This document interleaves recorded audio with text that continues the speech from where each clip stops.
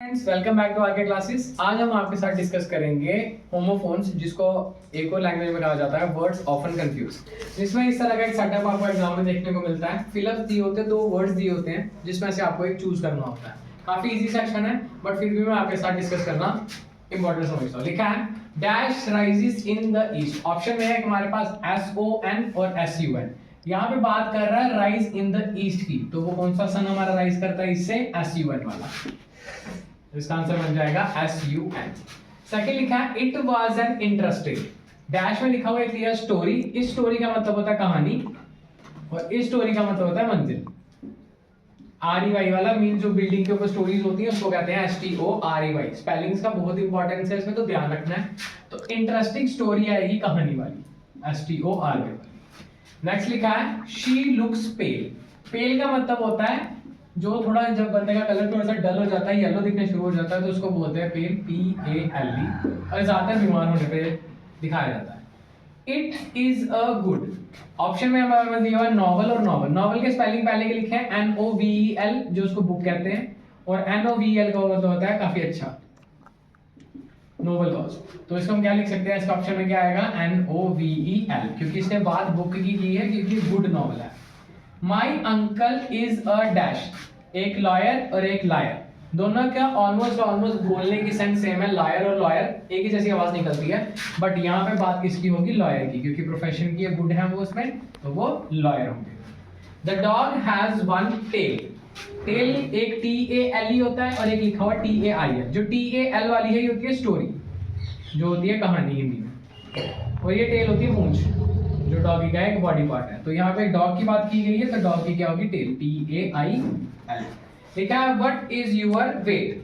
Wait किससे पूछा? What is your weight. Weight का मतलब इसमें वजन पूछा होगा। ये वेट होता है इंतजार करना, वेट करना।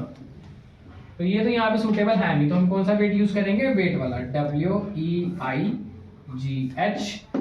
तो इसने क्या पूछा था? What is your wait. तो चलिए कुछ और सेंटेंसेस को आपके सामने रखते हैं, जिससे आपकी प्रैक्टिस और स्ट्रांग होगी। लिखा है the dash is immortal. Immortal का होता है जो कभी मरता नहीं है, तो वो हमारे पास क्या हो सकती है? 2 ऑप्शंस हैं, SOUL, जिसको हम हिंदी में आत्मा कहते हैं, और ये सोल होता है जूते के बेस। तो इसका मतलब हमारी बात ही किसकी कर रहा है क्वेश्चन में? सोल की, SOUL। सेकंड है the woman is too dash to walk, कि वो बहुत ज्यादा कमजोर हो चुकी है, चल नहीं पा रही। और कमजोर होने के 2 स्पेलिंग दिए हैं, WEEK और WEAK। जो EE वाला होता है ये होता है एक हफ्ता, मतलब 7 डेज, और ये वीक होता है कमजोर। तो यहाँ पे जो मोस्ट सूटेबल है वो कमजोर वाला है, WEAK वाला। What is your date of birth. हम पूछते हैं what is your date of birth, और बर्थ के यहाँ पे स्पेलिंग होते हैं BIRTH। जो ये वाला बर्थ है BERTH, ये ट्रेन की सीट को कहा जाता है। जब भी ट्रेन की बात होगी तो आप BERTH यूज कर सकते हैं। She took the shortest route, कि उससे सबसे छोटा रास्ता चुना। ये जो रूट है ये प्लांट्स की होती है, जड़ जिसको बोलते हैं, और ये रूट कहता है रास्ता। तो यहाँ पे रास्ते की बात की थी, ROUT। लिखा हुआ है dash of everything is bad. ये कहावत है कि excess of everything is bad. तो यहाँ पे कौन आएगा? एक्सेस। एक्सेस का मतलब होता है ज्यादा। Last is the knife is made up of steel.